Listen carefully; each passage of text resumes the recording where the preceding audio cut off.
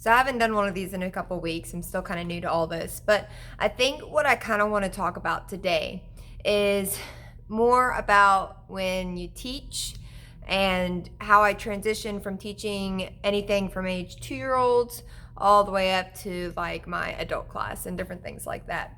So here at the studio, we've offered classes all the way from, I call them my Tiny Titans class, which is 2 and 3 year olds. And then we also have classes for 4 and 7 year olds or 4 to 7 year olds. And then we have, our next level of kids classes and then our adult classes, which is teenagers and up.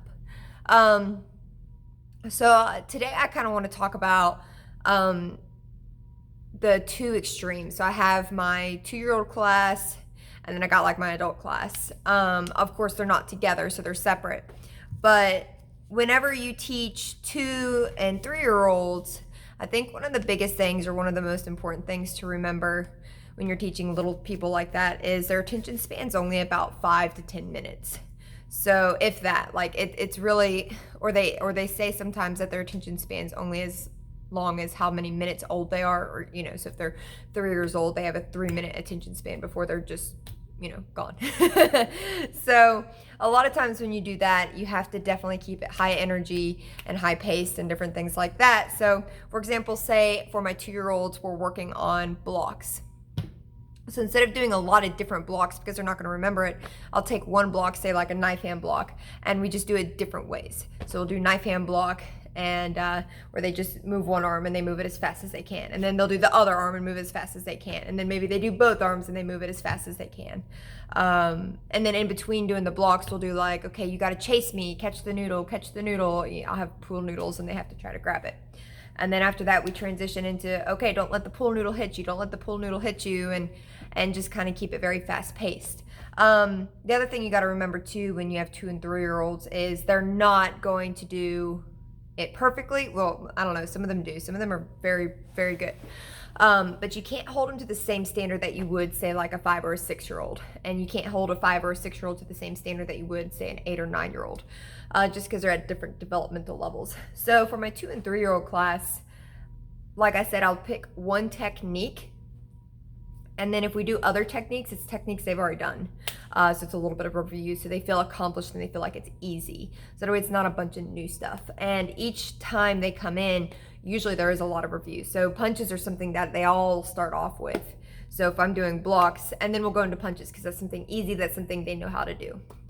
So that way their confidence is built up and their self-esteem is built up. So usually only one technique and then maybe 2 or 3 review moves, and then a lot of switching back and forth so that a way their attention span is constantly going.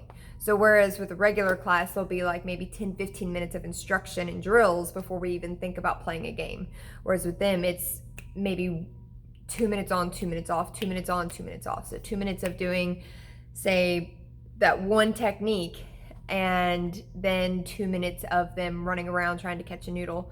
And then we'll switch back to maybe 2 minutes of me trying to teach them how to sit still or how to stand up, like listening games. I think a lot of my focus too, when it comes to doing my 2 and 3 year old class, is I want them to learn life skills as well. So that's another focus that I worry about in that class, because they're not going, some of them are able to, but for the most part, the focus is when parents sign them up for these classes, their focus is not for them to be amazing martial artists. It's something for them to learn how to socialize. They're trying to maybe get 30 minutes break. Maybe they are trying to teach their kid discipline. So those are the skills I really try to instill too. So like I said, I'll do 2 minutes of, say, that knife hand block, and then we'll do 2 minutes of, tag or whatever game I have lined up for that day. Or whatever game it seems like the kids are going to be feeling. And then maybe we'll have you can't really have a detailed conversation with them, but they do know, they do understand. So, instead of having a conversation with them, we'll just do listening games, and then I reward them for good listening and different things like that. So you have to constantly keep it going. Now, say like with my adult class, because I'll do those in the same day, obviously it's a different tone, and a different vibe whenever you're teaching adults versus kids, and you have to be able to switch and switch it on and off. But with my adult class, it's unique because I'll have a couple 13 or 14-year-olds within that class, and then I have some people who are 40 or 50 or 30 or the range of different ages, and even that is two totally different, or 3 or 4 different demographics of age. So 13-year-olds, the language that you talk to them is going to be different than you would say a 35 or a 40-year-old. So that, I find it fun, and I like to dissect it, and I like to try to switch it. So when you give the basic class instruction, I'll actually change slightly based off of which direction I'm looking towards. So if I'm looking more towards, because I usually group them together for the drills. If I'm looking at a partner group that is maybe 30 or 40-year-olds, I'll talk in a more mature manner, maybe use, I don't want to say bigger words, but the language I use is more geared for that age group. And then as I, scan the room, and then there's a group over here, a pair that's maybe 14 or 15, I might change my body language a little bit, make it a higher energy just to engage them in what I'm saying. So while I'm teaching, I'm already kind of, I guess, profiling a little bit on how each one needs to be instructed, so that way they get the best experience possible, and the adults aren't going to feel bogged down with the younger individuals, and the younger individuals aren't going to be bogged down with the older individuals. So I try to definitely switch it up that way. The other thing too is a lot of my 13, 14-year-olds, they're kind of coming out of that I'm a kid, and they're kind of going into that, okay, now I need to start acting a little bit more mature, but they still have that sense of fun. Whereas a lot of times with my adults, we could do a whole class on just lecture, and they're able to comprehend and understand and move forward. But the one thing that I think it's important to know is that even if you're teaching adults, there still needs to be a sense of fun. Now, I'm not saying like with the 2-year-olds, catch the noodle, or anything like that. But a lot of the games, I don't even want to say games, but a lot of the drills that I do in the adult class, I do mix it up. So we will do drills, but we'll do things like brain games in a way. So, while one person's punching, another person will come up and start shoving them, just to kind of change the dynamic. And that's fun for them, for the adults, because it's a challenge. It's fun for the kids because they get to shove other people, or I don't want to say kids, but the teenagers, because they get to shove other people around. So the games or the activities that I have to, introduce in my adult classes are much different, but at the same time, there still needs to be that sense of high energy. The only difference is in the adult class, the activities tend to be more exercise related, or they tend to kind of make an individual think a little bit more about what they're supposed to be doing. So that's where it differs. And then of course with the kids, it's kind of a happy medium. Even in my kids class, I might have an 8-year-old and then there's 11 or a 12-year-old in that class. And it's the same thing. Like whenever I'm scanning the room and talking, that's my first thing. So say I'm teaching, we'll go back to the knife hand block.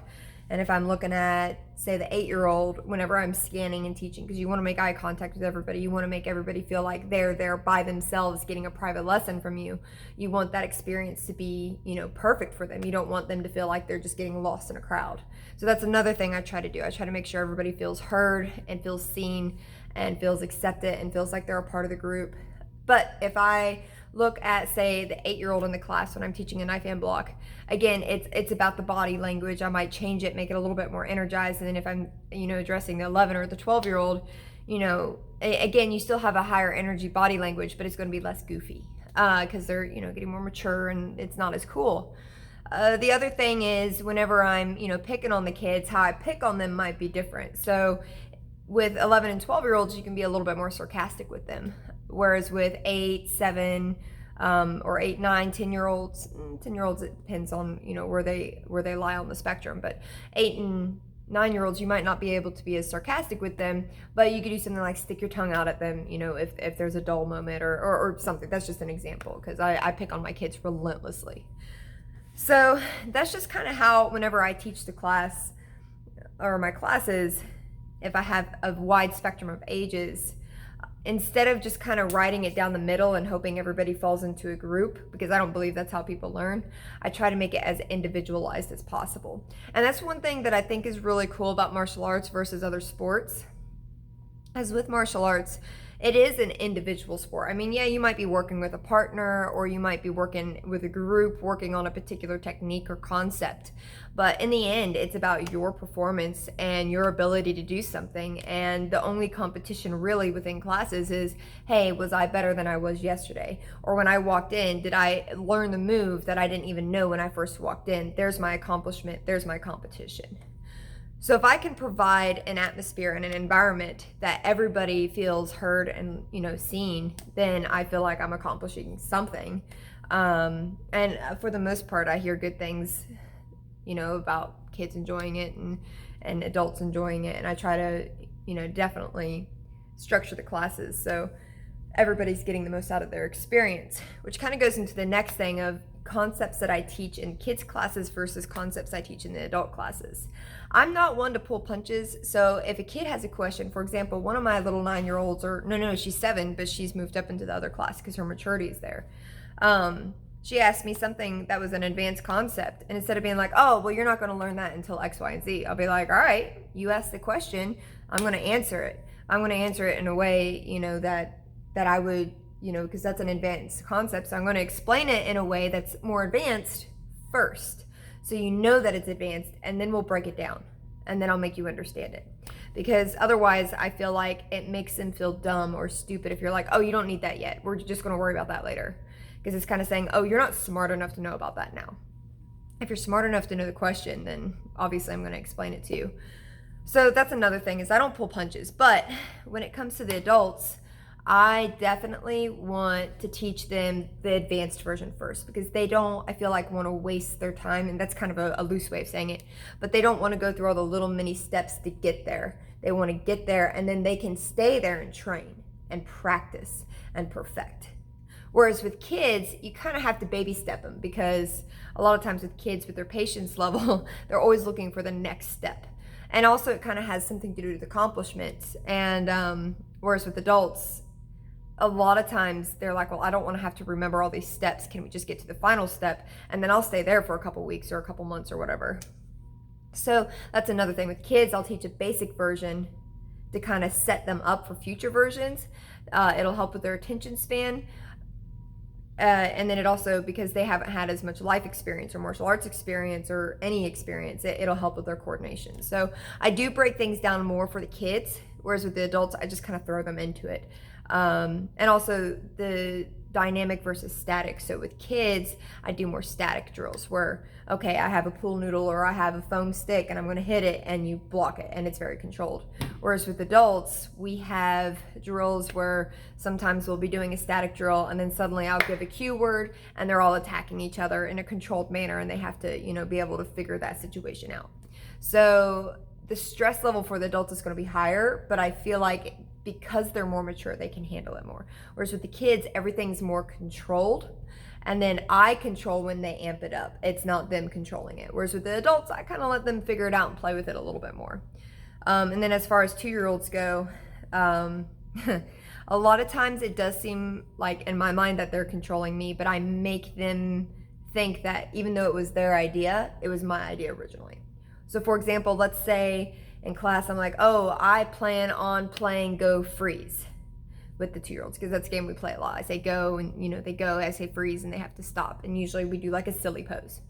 But when they come into class, the vibe is energized and they're all over me and they're trying to, I'm like, okay, well, nope, we're going to switch the game to tag, because their energy level's high and I want them to be successful in what they do, but I also want them to not think that they're controlling the situation. So if I'm like, okay, we're definitely playing Go Freeze, that's what we're doing. And no matter what they do, they still come all over me and they're not freezing and they're just, kind of in that tag mentality.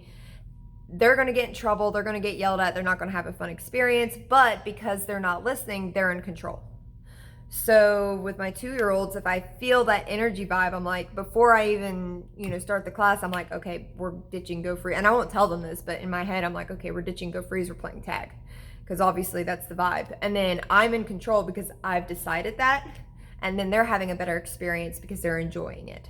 So just different things like that. I know this has kind of been a roundabout video. I just kind of wanted, the main thing I wanted to talk about was how I differentiate from like 2-year-olds to 4-year-olds to 8-year-olds to 12-year-olds to 13 to 40-year-olds. And And I mean, that's basically it. You just kind of have to feel it. And then whenever you're teaching the class, instead of teaching to a general public, understand that these individuals are here and each person's an individual. So whenever you're addressing, people as you're scanning the room to do your teaching, you might have to change your line. Now, you don't want to sound crazy where you're talking all monotoned with this person and then you get all animated for this person. I've done that before. There's ways you kind of have to practice and you got to have to feel it. But also, like, as an instructor, you got to find your own way. Like, you guys aren't going to be able to teach like me. I'm not going to be able to teach like, the studio down the road.